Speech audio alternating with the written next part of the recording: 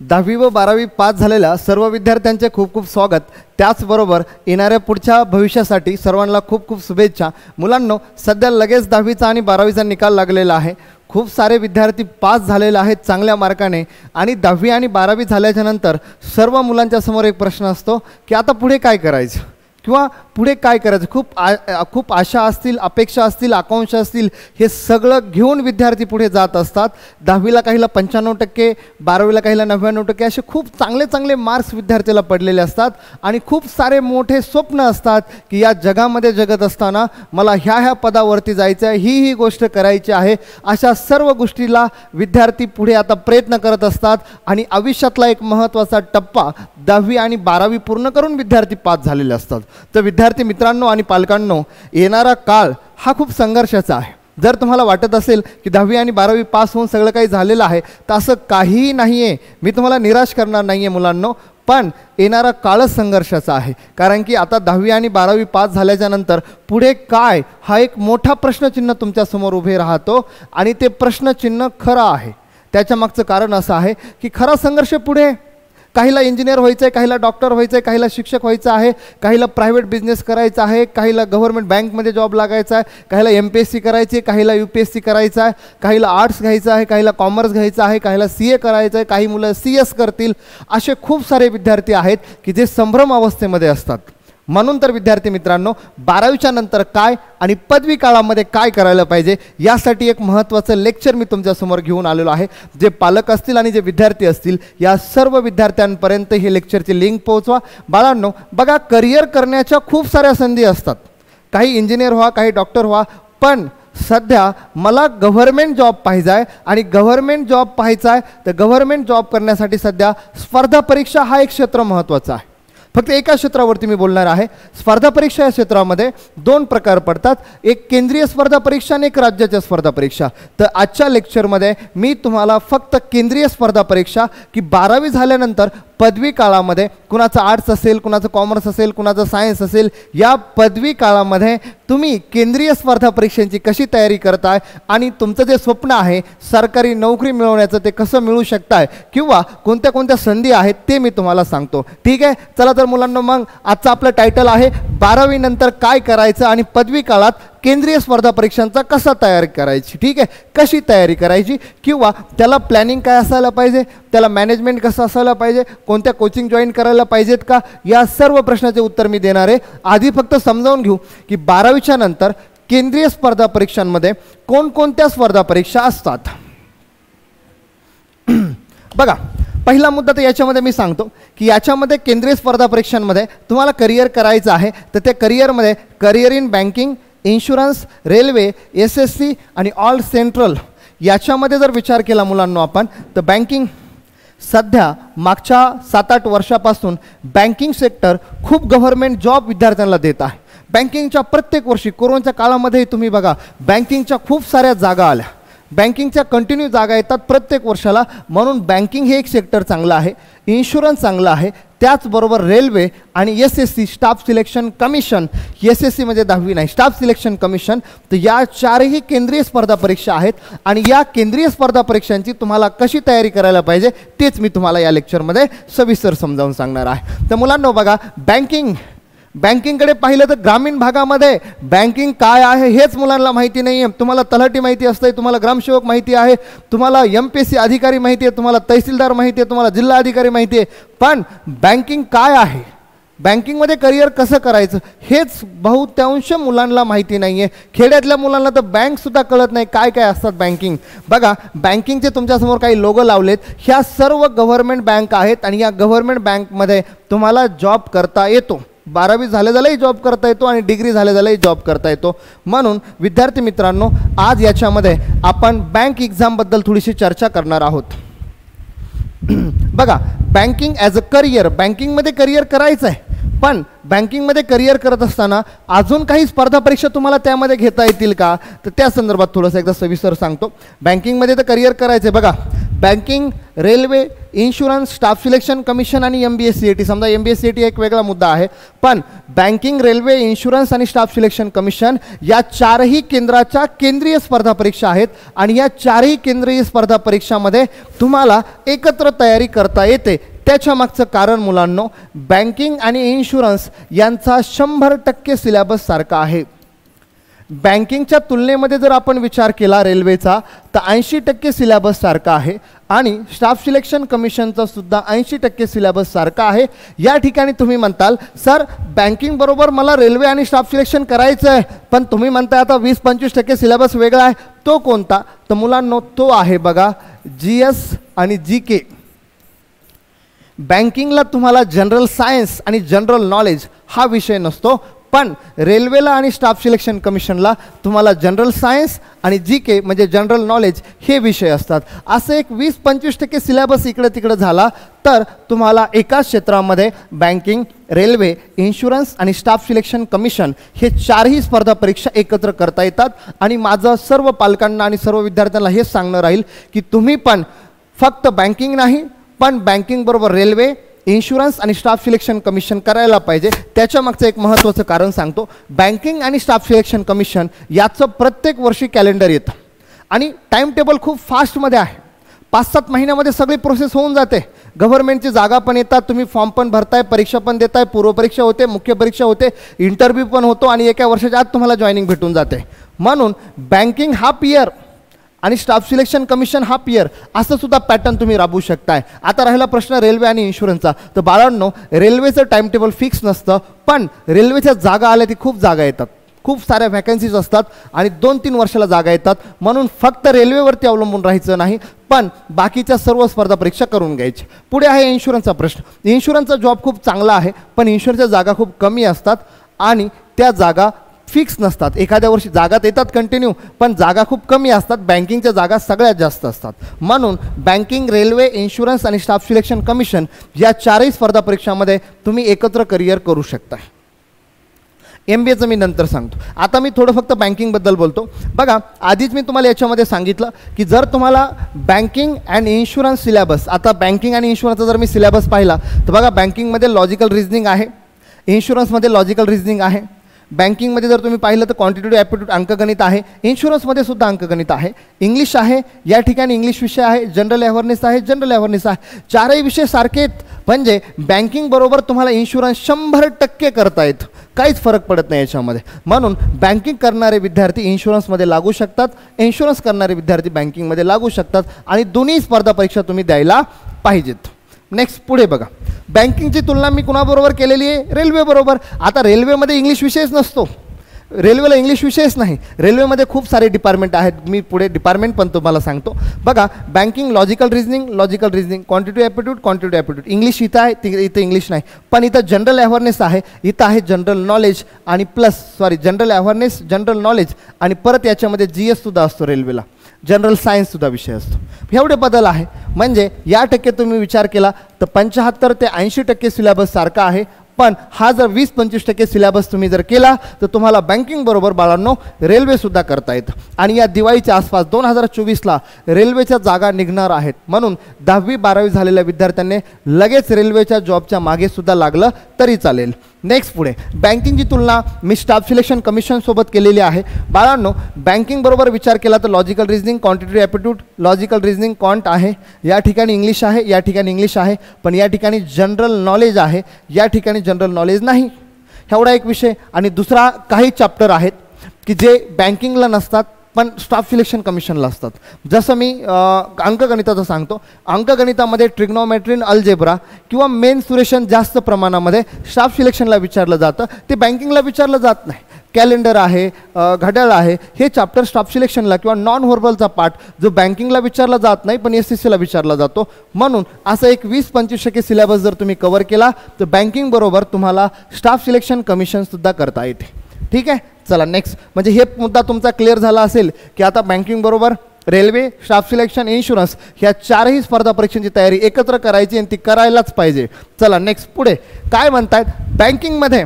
आता बँकिंगमध्ये तुम्हाला करिअर करायचं आहे पण बँकिंगमध्ये सुद्धा 2-3 प्रकार पडतात. त्यातला पहिला प्रकार आहे बघा, तो म्हणजे आहे पब्लिक सेक्टर बँक, ज्याला आपण गव्हर्नमेंट म्हणतो. म्हणजे अर्थात ते गव्हर्नमेंट नाहीच, पण त्याला आपण पब्लिक सेक्टर बँक असं म्हणतो. नंतर कोऑपरेटिव्ह बँका आणि नंतर प्रायव्हेट बँका.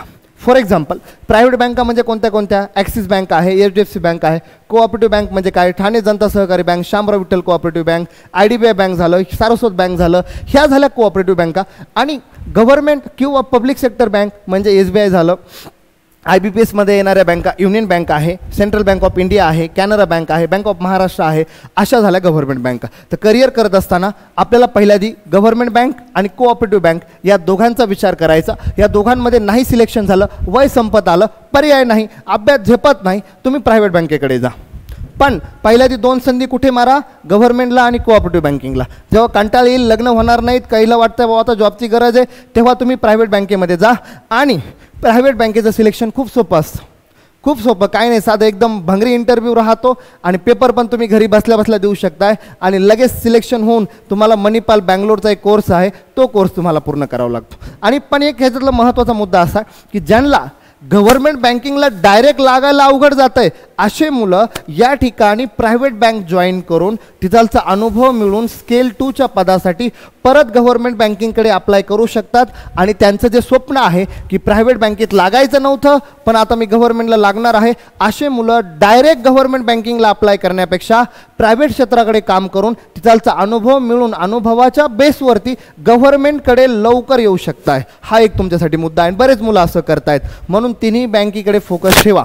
ठीक आहे.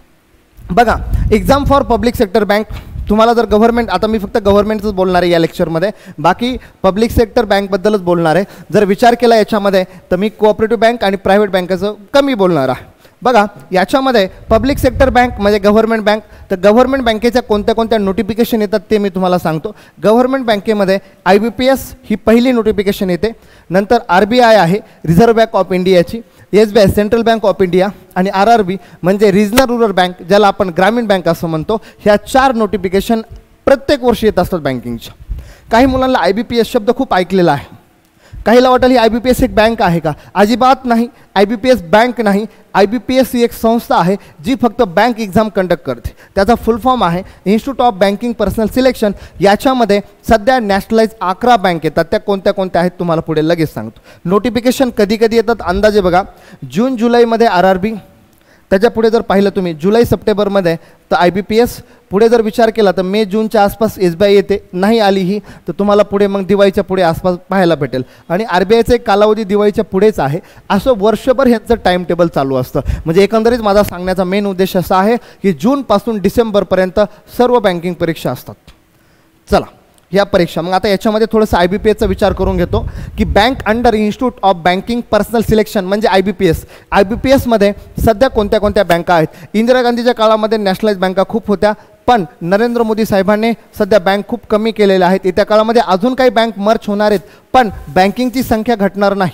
बँकिंगच्या व्हॅकन्सीज निघतच राहणार आहेत. मग अशा IBPSमध्ये किती बँका येतात ते थोडक्यात मी तुम्हाला सांगतो. IBPSमध्ये बँक ऑफ बडोदा आहे, पंजाब नॅशनल बँक आहे, कॅनरा बँक आहे, इंडियन बँक आहे, युनियन बँक आहे, पंजाब अँड सिंध बँक आहे, central bank of India, bank of India, India overseas bank आहे, इको बँक आहे, बँक ऑफ महाराष्ट्र. अशा 11 बँकेचा समावेश IBPSमध्ये होतो.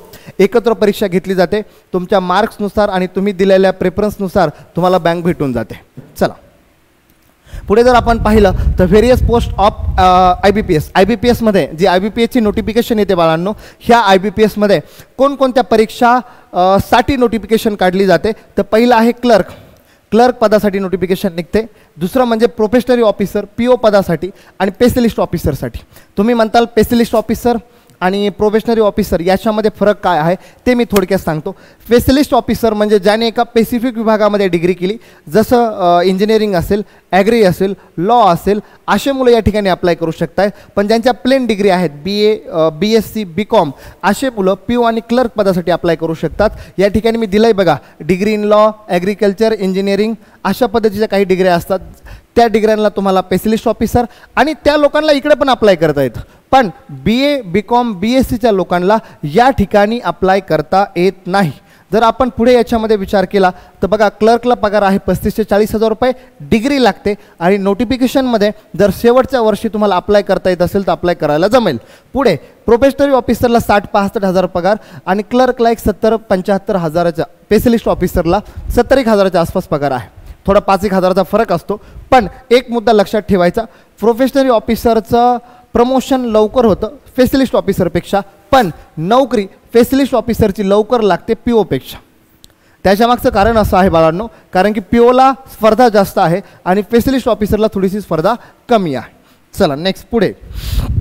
हे थोडंसं गेल्या वर्षी 2022-23चं कॅलेंडर आहे. 2022-23मध्ये बघा पी ओच्या एवढ्या वॅकन्सीज होत्या 5,809, क्लर्कच्या 6,635, 22चं कॅलेंडर आहे 22-23चं मला वाटतं. हे एक सांगण्याचा मुद्दा असा की बँकिंगच्या प्रत्येक वर्षी एक जागा येत राहतात म्हणून सांगितलं मी तुम्हाला, बाकी याचं काय नाही, प्रत्येक वर्षी जागा येत राहतात. एक अंदाजे जर विचार केला तर बँकिंगच्या वर्षभरातून 50,000 ते 60,000 जागा येत राहतात प्रत्येक ह्याच्या बँकेच्या.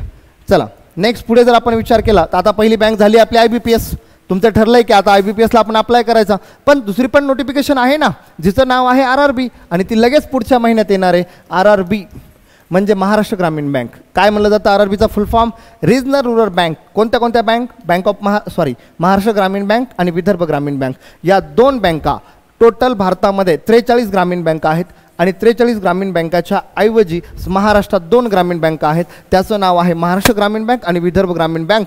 ग्रामीण बँकेचा मेन उद्देश होता ग्रामीण भागाला चालना भेटणे, अर्थव्यवस्था सुधारणे, म्हणून इंदिरा गांधींनी ह्या बँकेची स्थापना केली होती. बरोबर. मग ह्या 2 ग्रामीण बँका ज्या आहेत याच्यासाठी कोणते कोणते पदं असतात? तर सेम पदं असतात. क्लर्क आहे, PO आहे आणि स्पेशलिस्ट ऑफिसर, तेच पदं आहेत जे IBPSमध्ये होते. पण याच्यामध्ये थोडासा एक अर्थ आहे की IBPSपेक्षा 4-5 हजारांनी पगार ग्रामीण बँकेत कमी असतात. पण ग्रामीण बँकेला आपण आपल्या तालुक्यामध्ये, आपल्या जिल्ह्यामध्ये आपल्याला जवळची बँक भेटू शकते आणि म्हणून तुम्ही ग्रामीण बँकेचा एक विचार करू शकता. पगार पाणी बघा सेमच आहे, 35-40 आहे, डिग्री लागणार आहे, इंजिनिअरिंग आहे, ॲग्री आहे आणि लॉ आहे स्पेशलिस्ट ऑफिसरसाठी. पगाराचा 5,000चा फरक निघाल आणि डिग्री लागणार आहे. पुढे विचार केला, हे थोडेसे जागा आहेत, जाग्याचे नंतर पाहून घ्या. बघा आतापर्यंत 2 नोटिफिकेशन सांगितल्या. पहिली नोटिफिकेशन तुम्हाला सांगितली IBPS, दुसरी सांगितली मी RRB. तिसरी नोटिफिकेशन आहे ड्रीम जॉब SBI.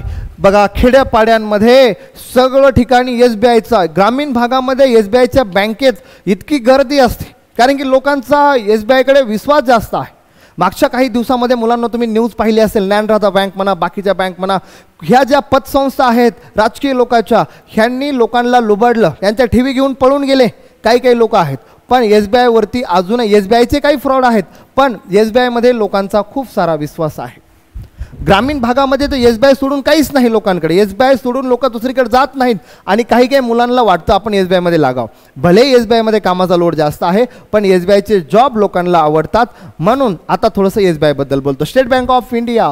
मग स्टेट बँक ऑफ इंडियामध्ये कोणते कोणते पदं असतात? सेम पदं, क्लर्क, PO आणि SO.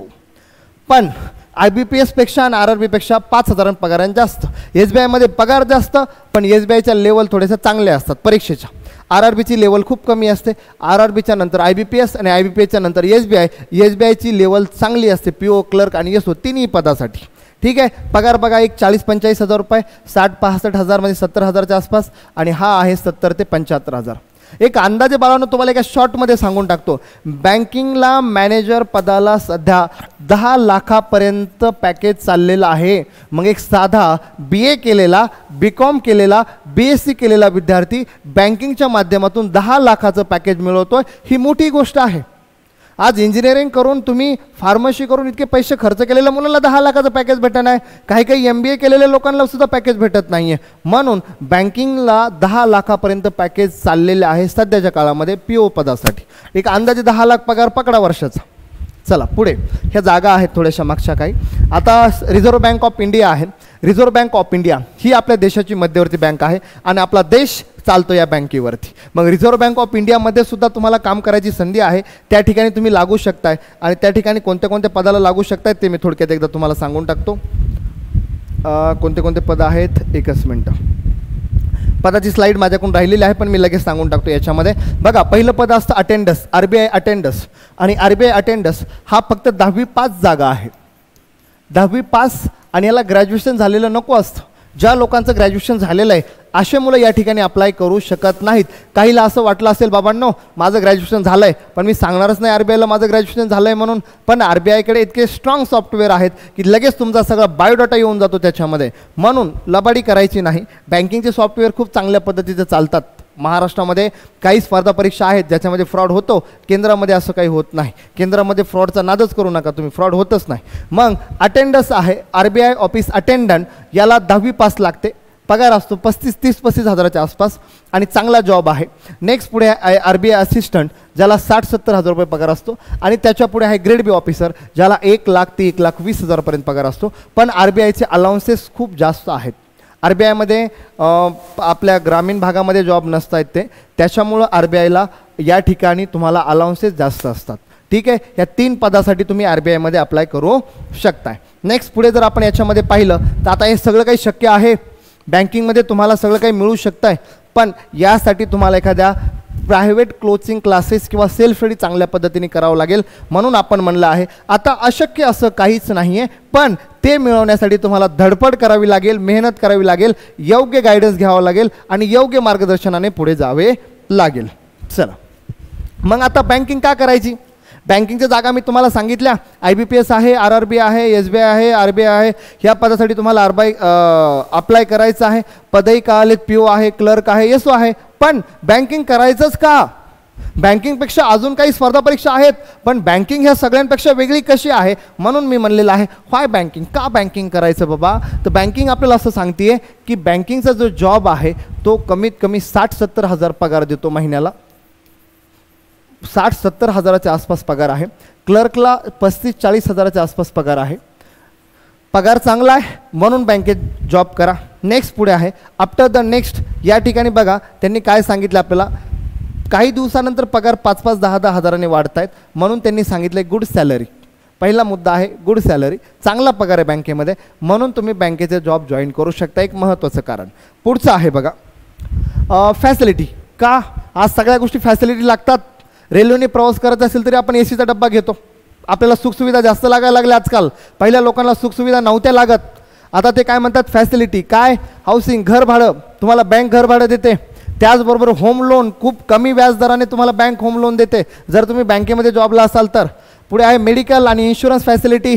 बँकेमध्ये जॉबला किंवा केंद्रीय स्पर्धा परीक्षा करत असाल आणि केंद्रीय जॉबला तुम्ही जॉईन झालात तर बँकेकडून तुम्हाला मेडिकल आणि इन्शुरन्स फॅसिलिटी भेटून जाते. पुढे लोन भेटून जातं कमी पैशामध्ये आणि बाकी काही अलाउन्सेस आहेत. परत ट्रॅव्हल्स अलाउन्सेस आहे, एंटरटेनमेंट अलाउन्स आहे, तुम्ही कुणासोबतही पिक्चर बघा बँक तुम्हाला एंटरटेनमेंट अलाउन्स देते. म्हणून ह्या सर्व काही गोष्टी त्याच्यामध्ये आहेत. अजून बरेच काही अलाउन्सेस आहेत. साधं सांगायचं झालं तर तुम्ही RBIमध्ये लागलात तर न्यूजपेपर, साफसफाई एखादी बाई असेल तर तिचंसुद्धा बँक भाडं देते. त्याचबरोबर घरात साधं बाथरूम साफ करायचं, टॉयलेटचं जे क्लिनिंग असतं ते क्लिनर्सचे पैसेसुद्धा बँक देते.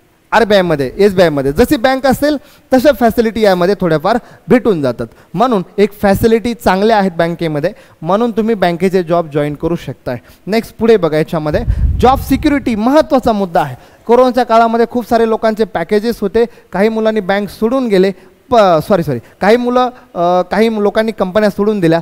पण गव्हर्नमेंट बँकिंगमध्ये तुम्हाला जॉब सिक्युरिटी आहे आणि मुलींसाठी जॉब खूप चांगला आहे. कुणी तुम्हाला मॅनेजर रागवणार नाही, कुणी रागवणार नाही. आपलं मस्त काम करायचं 10 ते 5च्या वेळेत आणि दणकेबाज 60-70 हजार पगार मिळवायचा. म्हणून जॉब सिक्युरिटी हे महत्त्वाचं कारण आहे. मॅनेजर काही नसतं, तर ताणतणाव काही नसतो, सुखासुखी काम असतं बँकेत. नेक्स्ट पुढे बघा सगळ्यात महत्त्वाचा आता 4था मुद्दा काय सांगितलं त्यांनी आपल्याला, लोअर लेवल ऑफ डिफिकल्टी. परीक्षेची जी पद्धती आहे, परीक्षा जी आहे ती बाकीच्या परीक्षांपेक्षा जरा सोपी पद्धत आहे. त्यांनी सांगितलं आहे compare to UPSC MPSC exam, UPSC आणि MPSCच्या तुलनेमध्ये बँकिंगकडे लवकर लागता येतं कमी कालावधीमध्ये, कारण की जास्त वॅकन्सीज निघतात आणि कमी काळामध्ये प्रोसेस फायनल होऊन जाते. 7 ते 8 महिन्यामध्ये, कमीत कमी 7-8 महिन्यामध्ये तुम्ही बँकेचा जॉब मिळू शकताय. म्हणून MPSC आणि UPSCच्या तुलनेमध्ये बँकिंग जॉब महत्त्वाचे आहेत. पुढे the vacancies in bank are many more. बँकिंगच्या जागा जास्त निघतात MPSC आणि UPSCमध्ये. काही पोरं, मी नाव नाही ठेवत, पण MPSC UPSCमध्ये तरुणपणात गेलेले असतात, फार म्हातारेच होऊन येतात. मग याच्या मागचं कारण असं ते पोरंही नीट अभ्यास करीत नाहीत. सगळं त्यांच्या चुका नाहीत, पण मुलंही थोडेसे चांगला अभ्यास करत नाहीत, पण याच्यामध्ये वेळ जास्त लागतो. बँकिंगमध्ये वेळ कमी लागतो, कमी कालावधी. बँकिंगमध्ये काही मुलं फार म्हातारे झाले ना, पण जे तुम्ही मेहनत करणार ती स्पर्धा परीक्षा चांगली आहे. आणि दुसरा एक मुद्दा असा आहे की बँकिंगमध्ये पैसा चांगला आहे, अलाउन्सेस चांगले, सगळ्या गोष्टी चांगल्या आहेत, पण बँकिंगच्या जॉबमध्ये पॉवर नाही. MPSC UPSC जॉबमध्ये पॉवर आहे. स्पर्धा परीक्षा करत असताना तुम्हाला एक गोष्ट लक्षात ठेवावी लागेल की तुम्हाला पॉवर पाहिजे का पैसा पाहिजे का दोन्ही गोष्टी पाहिजेत. तुमच्या स्वतःच्या मनावरती अवलंबून आहे, तसं तुम्ही निर्णय घेऊ शकता. चला नेक्स्ट पुढे आहे the times taken to compare. बाकीच्या स्पर्धा परीक्षापेक्षा बँकिंगला टायमिंग कमी लागतो, म्हणून तुम्ही बँकिंग करायला पाहिजे. नेक्स्ट पुढे बघा. पण हे सर्व मिळवण्यासाठी तुम्हाला पास कराव्या लागतील बँक भरती परीक्षा. सगळं काही मिळवायचं आहे, पगारावर बी प्रेम जडलंय, तुमचं ठरलंय बी आता RBI मध्ये ग्रेड बी लागायचं आहे. 1,20,000 पगार आहे. तिथे गेल्या गेल्या एखादी मस्त पोरगी पटवतो आणि तिचे बी 1,20,000 2.5 लाख पगार यायला लागला ना घरात. पण हे सर्व करण्यासाठी तुम्हाला काय करावे लागतील, बँक भरती परीक्षा पास कराव्या लागतील. आणि या बँक भरती परीक्षा कोणकोणत्या आहेत त्या थोड्याशा आपण पाहून घेऊ. ते मी तुम्हाला सांगितलेच आहेत, पण लगेच सांगून टाकतो. हाय बँकिंग झालं. नेक्स्ट पुढे बँकिंग एक्झाम. तर अशा खूप साऱ्या बँकिंगच्या परीक्षा आहेत ज्या मी तुम्हाला आधीच सांगितल्यात. याच्यामध्ये IBPS RRB आहे, IBPS RRB assistant officer, PO आहे, क्लर्क आहे. ह्या एकदा पाहून घ्या. फक्त एवढ्या थोड्याफार परीक्षा दिल्यात. याच्या व्यतिरिक्त 21 ते 25 परीक्षा आहेत एकत्र की ज्या तुम्हाला banking, railway, staff selection, insurance याच्यामध्ये करायला जमतात. चला सिमिलर एक्झाम बँकिंग बरोबर कोणत्या आहेत, समजा हे इन्शुरन्सचे एक्झाम आहेत, हे थोडंसं पाहून घ्या. LIC आहे, LIC EDO आहे, रेल्वे रिक्रुटमेंट आहे, पोस्टल आहे, स्टाफ सिलेक्शन कमिशन आहे. हे बँकिंग बरोबर तुम्ही करू शकताय. हा पार्ट मी थोडासा पुढे घेणारच आहे, पण एकदा स्लाईडकडे पाहून घ्या. चला पुढे एक्झाम एलिजिबिलिटी डिटेल्स. बँकिंगला जर लागायचं असेल तर या ठिकाणी त्यांनी सांगितलं पोस्ट इन रेल्वे. रेल्वेला 10वी 12वी आणि डिग्री तीनही लागतात. म्हणजे वेगवेगळे पदं, जसे पदं असतील तसं एज्युकेशन लागेल. आणि जर पोस्ट इन बँकिंगला बँकिंगच्या 2च परीक्षा अशा आहेत की त्या 10वी 12वीवरती आहेत.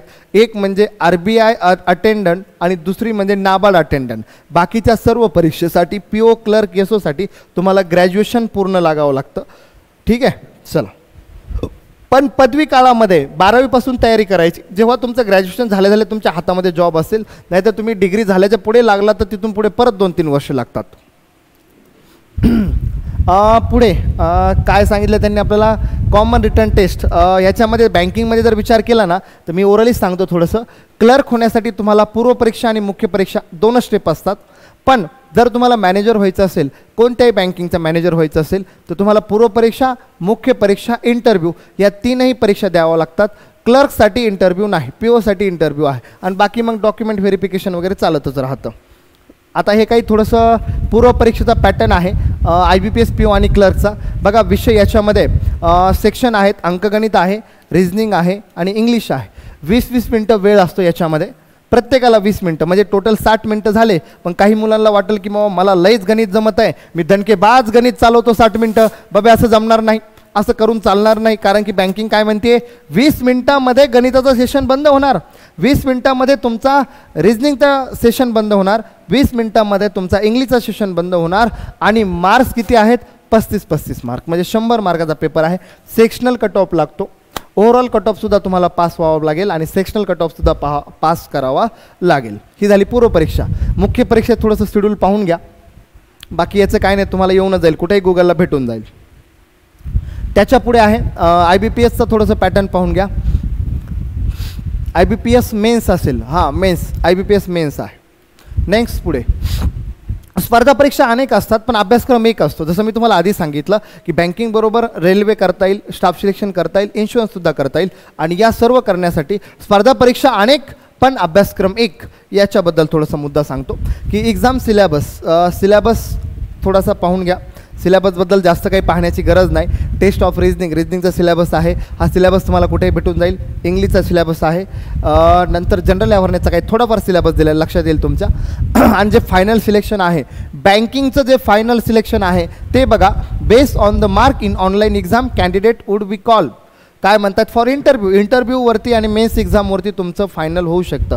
Based on the total mark in online exam interview candidate, जर तुमचे मेन्सचे मार्क आणि इंटरव्ह्यूचे मार्क्स दोन्ही एकत्र करून तुमचं फायनल सिलेक्शन दिलं जातं. चला आता बँकिंगचं तुमच्या लक्षात आलं असेल, पण मी ठरवलं आहे बँकिंगबरोबर मला रेल्वे पण करायचं आहे, बँकिंगबरोबर रेल्वे करायचं आहे. तर बँकिंगबरोबर रेल्वे करण्यासाठी रेल्वेच्या काय काय संधी आहेत त्या मी थोडक्यात तुम्हाला लगेच सांगतो. बाळांनो, बँकिंगमध्ये 4 ग्रेड पडतात. Group A, group B, group C, group D या 4ही बँकिंगच्या ग्रुप आहेत. याच्यामध्ये ग्रुप ए जो आहे तो UPSCमधून भरला जातो. मग आपला आणि UPSCचा काही संबंधच नाही, लांब लांबचा प्रश्न आहे, म्हणून आपल्याला ग्रुप एची तयारी करता येत नाही. आता राहिला प्रश्न ग्रुप बीचा. तर जे रेल्वे रिक्रुटमेंट बोर्ड आहे जे बीसाठी जागाच काढत नाही, सीमधल्या लोकांचं प्रमोशन करून बीमध्ये घेतात, म्हणून आपल्याला ग्रुप बीकडे डायरेक्ट जाता येत नाही. मग आता राहिला प्रश्न ग्रुप सी आणि ग्रुप डीचा. तर ग्रुप सीमध्ये 2 पद्धतीच्या जागा निघतात. ग्रुप सीमध्ये टेक्निकल आणि नॉन टेक्निकल, ज्याला ग्रुप सीला NTPC सुद्धा असं बोललं जातं. मग ग्रुप सीमध्ये तुम्हाला स्टेशन मास्टर असेल, क्लर्क असेल, सिनियर क्लर्क असतील, हेल्पर असतील, ह्या जागा तुम्हाला या ठिकाणी TTE असतील, ह्या जागा तुम्हाला ग्रुप सीमध्ये करता येतील. बाकी मग इंजिनिअरिंगवाल्याला लोको पायलट असतील, IT वाल्याला काही जॉब असतात IT वाल्याला. आणि ग्रुप डीमध्ये हेल्पर पदं असतात, गँगमॅन, पॉईंटमॅन, ट्रॅकमॅन, मेडिकल असिस्टंट, अशा जागा तुम्हाला ग्रुप डीमध्ये असतात. ग्रुप डीला 10वी पास, या ठिकाणी ग्रुप सीला 12वी पास आणि पदवी लागते. 12वी आणि पदवी म्हणजे 10वी, 12वी आणि 15वी या 3ही लोक या ठिकाणी अप्लाय करू शकतात. आणि बाळांनो, दुसरा एक मुद्दा असा की 2018-19ला रेल्वेच्या ग्रुप सीच्या 35,000 जागा आल्या होत्या आणि ग्रुप डीच्या 1,00,000 जागा आल्या होत्या. याच्या मागचं कारण असं आहे की रेल्वेमध्ये खूप लोकांची गरज लागते, खूप कपडे धुणाऱ्या लोकांना, म्हणजे इथं हुशार लोकच लागतील अशातला भाग नाही. रेल्वेमध्ये तुम्हाला कपडे धुणारे लोक लागतील, स्वयंपाक करणारे लोक लागतील, साफसफाईवाले लोक लागतील, रेल्वेमध्ये हुशारही लोक लागतील, म्हणून रेल्वेमध्ये सर्व प्रकारचे लोक लागतात. म्हणून या ठिकाणी 10वी, 12वी, 15वी तिन्ही लेवलचा तुम्ही अभ्यास करून कोणती परीक्षा जी तुम्हाला आवडती ती परीक्षा तुम्ही पास करू शकता. चला नेक्स्ट पुढे काय सांगितलं रेल्वे हे तर मी तुम्हाला सांगितलं लगेच. आता पुढे बघा RRB ग्रुप डी. ग्रुप डीमध्ये काय, ग्रुप सीमध्ये खूप साऱ्या पद्धतीचे प्री मेन्स वेगवेगळे चेंजेस आहेत, म्हणून मी फक्त ग्रुप डीचं घेतलं या ठिकाणी. बाकी ग्रुप सीबद्दल मी तुम्हाला नंतर डिटेल्समध्ये सांगेल. बघा, पहिल्या जे असते CPT कम्प्युटर बेस्ड टेस्ट असते, नंतर फिजिकल टेस्ट होईल आणि डॉक्युमेंट व्हेरिफिकेशन येईल. या 3 प्रोसेस केल्या की तुम्हाला ग्रुप डीमध्ये जॉब लागू शकतो. 10वी पास, वय लागतं 18 वर्षाचं. चला पुढे आता थोडंसं इन्शुरन्सबद्दल बोलतो. इन्शुरन्समध्ये जर आपण विचार केला तर प्रायव्हेट आणि गव्हर्मेंट, आपण तर प्रायव्हेटकडे जातच नाही, पण जे गव्हर्मेंट आहेत ह्या गव्हर्मेंटमध्ये 2 प्रकार पडतात, डिवाइड इंटू 2 पार्ट्स. 2 पार्ट्स कोणते कोणते, तर एक आहे लाईफ इन्शुरन्स, दुसरे आहे non life insurance company. Life insurance company एकमेव आहे जिला म्हणलं जातं LIC, सगळ्यांच्या तोंडावरती आहे. पण आता LIC म्हणलं की सगळ्याला एजंटच आठवतात, एजंट एक वेगळा, पण गव्हर्मेंट संस्था आहे LIC. मग इन्शुरन्समध्ये LIC आहे एक लाईफ इन्शुरन्स कंपनी, बाकी या नॉन लाईफ इन्शुरन्स कंपनी आहेत. आणि जसं सगळं बँकिंग प्रणालीवरती लक्ष द्यायचं काम RBIचं असतं, तसंच या ठिकाणी बघा तुम्ही जर पाहिलं असेल तर जनरल इन्शुरन्स एक आहे, न्यू इंडिया आहे, युनायटेड इंडिया आहे, द ओरिएंटल आहे, नॅशनल इन्शुरन्स आहे, ॲग्रिकल्चर इन्शुरन्स आहे. आता ही जी insurance regulatory and development authority आहे, ही जी संस्था आहे ती सर्व इन्शुरन्स कंपनीवरती लक्ष ठेवण्याचं काम असतं आणि हिच्या गायडन्सनुसार बाकीच्या सर्व इन्शुरन्स कंपनी काम करतात. तर याच्यामध्ये तुम्हाला जर कोणत्या कोणत्या पोस्ट असतात तर याच्यामध्ये पोस्ट सांगतो. ADO, AO, AAO अशा पद्धतीच्या पोस्ट असतात. तुम्हाला ह्या पोस्टसाठी तुम्ही अप्लाय करू शकता, पदवी लागते याच्यामध्ये. आता स्टाफ सिलेक्शन कमिशनचं मी थोडक्यात सांगतो. स्टाफ सिलेक्शन कमिशनमध्ये पहिली जागा असते मल्टीटास्किंग स्टाफ, याला लागते फक्त 10वी पास, वय लागतं 18 वर्ष. ह्या पदासाठी तुम्ही अप्लाय करू शकताय. कंबाईंड हायर सेकंडरी लेवल हिला म्हणलं जातं 12वी पास आणि कंबाईंड ग्रॅज्युएट लेवल याला लागते डिग्री. आता ह्या 3 बद्दल थोडंसं बोलतो. 10वी पासमध्ये थोडेसे हेल्पर पदाच्या जागा असतात, पगार चांगला आहे 25,000च्या आसपास. क्लर्क लेवलचे पद जे असतात त्याला कंबाईंड हायर सेकंडरी लेवल म्हणलं जातं. आणि मुळात हे स्टाफ सिलेक्शनचं काम काय ते थोडक्यात सांगतो. केंद्राचे जे केंद्रीय मंत्रालय आहेत ह्या केंद्रीय मंत्रालयाच्या जागा भरण्याचं काम करतं स्टाफ सिलेक्शन. आणि 1 नंबर सगळ्यात मोठं जे आयोग आहे भारतामध्ये ते सगळ्यात मोठं आयोग आहे UPSC.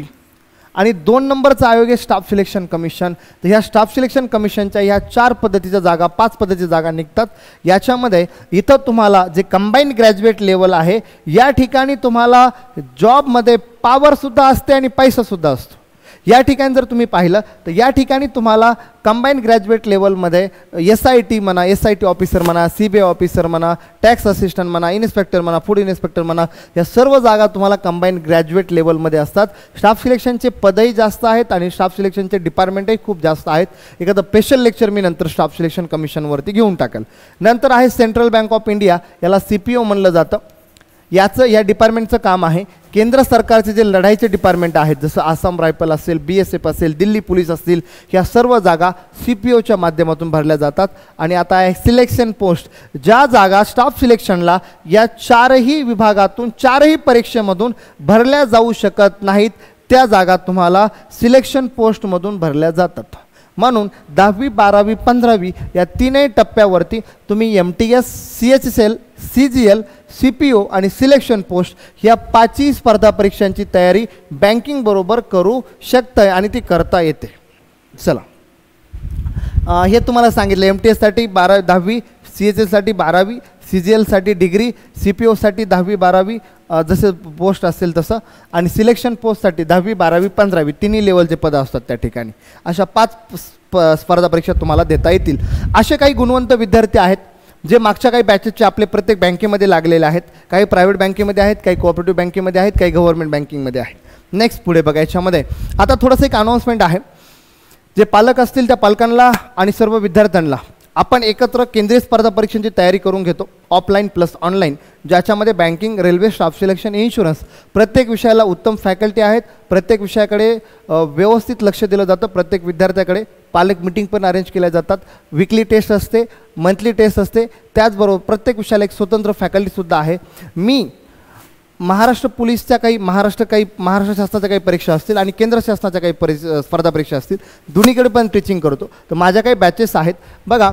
सरळ सेवा स्पेशल अंकगणित बॅच, ज्याच्यामध्ये तुम्हाला तलाठी, शिक्षक भरती, जिल्हा परिषद, आरोग्य विभाग, पोलीस भरती, मंत्रालय लिपिक, राज्यसेवा गट ब व गट क याच्यासाठी ही अंकगणित स्पेशल बॅच तुम्हाला अवेलेबल आहे, रेकॉर्डेड प्लस लाईव्ह स्वरूपामध्ये. तिच्यासाठी तुम्हाला फक्त ॲप्लिकेशन डाउनलोड करायचं आहे. वैभव राऊत सर्च मॅथ्स हे ॲप्लिकेशन तुम्ही डाउनलोड करा, तुम्हाला प्ले स्टोअरवरती फ्रीमध्ये भेटून जाईल. त्याचबरोबर दुसरी एक बॅच आहे ज्याच्यामध्ये कंप्लीट कॉन्ट कोर्स ही फक्त केंद्रीय स्पर्धा परीक्षांसाठी आहे, ज्याच्यामध्ये तुम्हाला banking, railway, staff selection, insurance ह्या 4ही स्पर्धा परीक्षांसाठी ही कंप्लीट स्पेशल बॅच आहे, ती तुम्हाला उपयुक्त ठरणार आहे. त्यासाठी तुम्हाला ॲप्लिकेशन डाउनलोड करायचं आहे. कोणाला काही डाऊट आला तर माझ्या या नंबरवरती मला संपर्क साधा. नेक्स्ट पुढे आहे बघा, याच्यामध्ये की आता बँकिंग करायचं आहे, रेल्वे करायचं आहे, स्टाफ सिलेक्शन, इन्शुरन्स ह्या स्पर्धा परीक्षा करायच्या आहेत, पण मार्गदर्शन खूप गरजेचं आहे. तर काउन्सिलिंगसाठी सुद्धा आम्ही अवेलेबल आहोत. त्याचबरोबर अकॅडमी जर तुम्ही जॉईन झाली तर अकॅडमी तुम्हाला काय काय देणार आहे बघा. अकॅडमीकडे अड्डा कंपनी आहे, त्या अड्डाचे पुस्तक आहेत चांगल्या पद्धतीचे. त्याचबरोबर अकॅडमीकडे स्वतःचे सुद्धा बुक्स आहेत. नेक्स्ट पुढे ॲडव्हान्स कॉम्प्युटर लायब्ररी आहे. आपल्याकडे एक 7-8 कॉम्प्युटर आहेत. चांगले कॉम्प्युटर बनवायचं काम चालू आहे. चांगल्या पद्धतीचे फॅकल्टी आहेत. अशा पद्धतीच्या खूप साऱ्या फॅसिलिटी आहेत. तुम्हाला प्रत्येक गोष्टीसाठी 1200 ऑनलाईन टेस्ट आहेत. Career guidance for new exam, प्रत्येक गव्हर्नमेंटची ॲडव्हर्टाइजमेंट आली तर तुम्हाला त्याचं नोटिफिकेशन यूट्यूबच्या माध्यमातून, त्याचबरोबर ऑफलाईनला क्लासरूममध्ये सुद्धा दिलं जातं. आणि पाण्याची सुविधा, सगळ्या सुविधा इथं पाहू शकता तुम्ही, ज्या तुम्हाला एक स्पर्धा परीक्षेच्या विद्यार्थ्याला ज्या सुविधा लागत आहेत आयुष्यात सक्सेस होण्यासाठी किंवा आपली पोस्ट काढण्यासाठी, या सर्व गोष्टी तुम्हाला आमच्याकडे अवेलेबल आहेत. पुढचा मुद्दा याच्यामध्ये की जर तुम्हाला काही स्पर्धा परीक्षांची अपडेट पाहिजे असेल पालकांना, काही विद्यार्थ्यांना, काही नातेवाईकांना, तर त्यांना काय करायचं आहे, आमचं टेलिग्राम चॅनल आहे. टेलिग्राम चॅनलला तुम्ही द फ्युचर अकॅडमी TFA असं सर्च करा किंवा मला 9021748124 या नंबरवरती व्हॉट्सअपला हाय करा आणि एक मिस कॉल द्या. माझ्याकडून तुम्हाला एका ग्रुपला ॲड केलं जाईल आणि तुम्हाला प्रत्येक केंद्रीय स्पर्धा परीक्षा, त्याचबरोबर राज्यातल्या स्पर्धा परीक्षा याचं अपडेट तुमच्या मोबाईलवरती तुम्हाला भेटून जाईल, टेक्स्ट मेसेजच्या माध्यमातून आणि व्हॉट्सअपच्या माध्यमातून. म्हणून टेलिग्राम चॅनल जॉईन करायचं असेल तर द फ्युचर अकॅडमी कंसामध्ये TFA करा. आणि जर तुम्हाला व्हॉट्सअपला मला मेसेज करायचा असेल तर या नंबरवरती तुम्ही मला व्हॉट्सअपला हाय करून तुम्हाला काय काय गोष्टी लागत आहेत त्याची अपेक्षा तुम्ही त्या ठिकाणी मांडू शकताय. नेक्स्ट बालकांनो, आता यासाठी जे 12वीचे विद्यार्थी झालेत, 12वी पास विद्यार्थी झालेत, अशा विद्यार्थ्यांना एक चांगली संधी आपण उपलब्ध करून देत आहे ग्रामीण भागामध्ये परभणीसारख्या. ती म्हणजे अशी मुलांनो की 12वी झाल्या तुम्ही कोणत्याही शाखेला कुठेही ॲडमिशन घ्या, पण स्पर्धा परीक्षेची तयारी सुरू करायची असेल तर माझ्याकडेच नाही, कुणाकडेही तयारी सुरू करायची असेल तर लवकरात लवकर तयारी करा. कारण की गेलेली वेळ परत आणता येत नाही, पैसे परत आणता येतात पण गेलेली वेळ परत आणता येत नाही. म्हणून असे 12वी पास झालेल्या विद्यार्थ्यांसाठी मी एक नवीन बॅच घेऊन येतो आहे 3 जूनला, ज्याची वेळ आहे 11 ते 2, कालावधी आहे 11 महिने. आणि ही बॅचले पहिले 3 ते 5 लेक्चर तुम्हाला फ्रीमध्ये असतील. पहिले 5 दिवस तुम्ही फ्रीमध्ये क्लास करून पहा, तुम्हाला योग्य वाटले तर क्लास जॉईन करू शकताय.